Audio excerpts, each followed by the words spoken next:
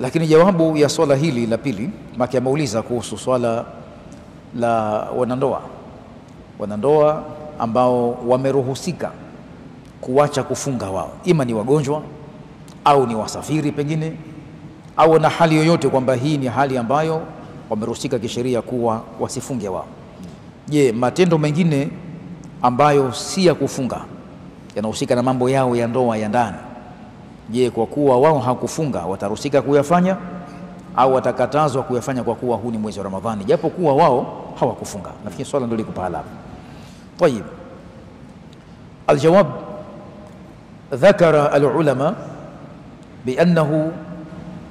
kullu man ubiha lahu tarku siyami lidharuratin la yumna'u min fi'li ma yumna'u minhu saim,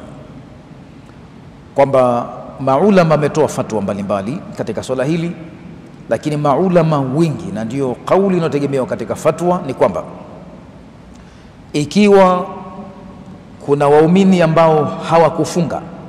kwa ruhusa ya kisheria, ima dharura ya maradhi, safari, utu uzima na mfano wa hayo katika dharura ambazo zinapelekea kuruhusika kuacha kufunga, basi wanaruhusika kufanya tendo ambalo litakuwa ni kawaida ya wanandoa kulifanya, kwa sababu wao haikuwa lazimu kuwa katika hali ya kufunga. Ijapokuwa kwamba maulama katika masuala mengine si ya kuwa ni haramu au kuwa yamekatazwa, kwa maana katika adabu na heshima wakasema kwamba wayufadhalu au yustahabu at-ta'addubu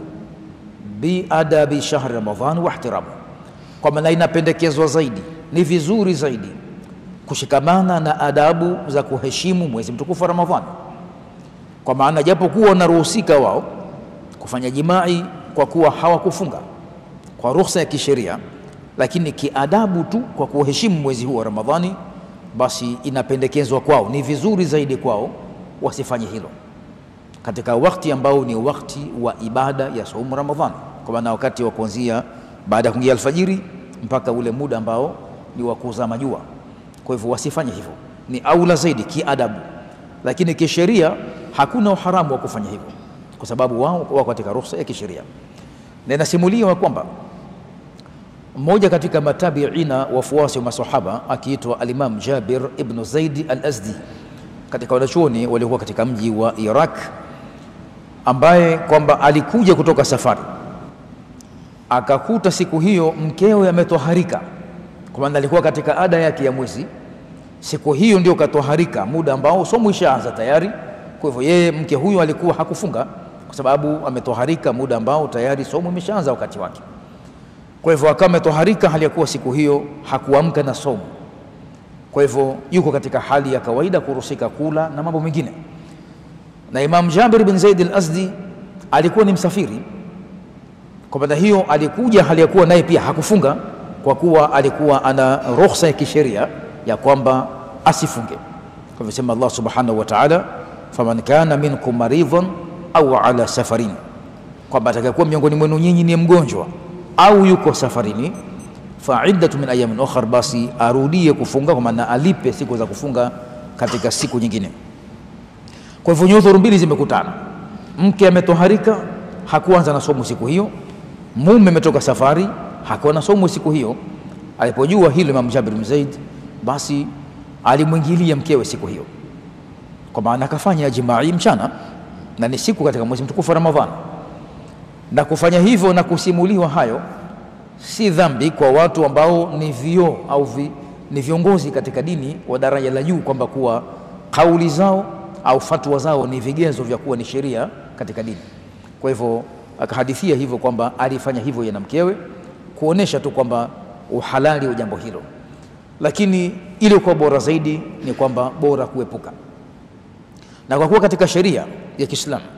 katika moja ya principles za kisheria au kanuni za kisheria ni kwamba tunaita kanuni hii ni babu saddi dhara'i, ni mlango wa kuzuia viwasilishi au visababishi, kwamba kila kisababishi kikiwepo mbele, basi huenda akatumia mtu mwenye udhaifu wa imani kwamba huwa hii ni sababu sasa ya kufanya uharibifu wa dini, kwamba kwa kuwa ruhusa hii ipo sasa, anaweza kijana akaona kwamba kufunga ni tabu, ana hamu na mkewe kila wakati, kaenda kwa daktari, bwana niandikie mimi kwa mgonjwa wa maradhi na fulani, kwamba ili tu kwamba awe ana ruhusa ya kuwa ni mgonjwa,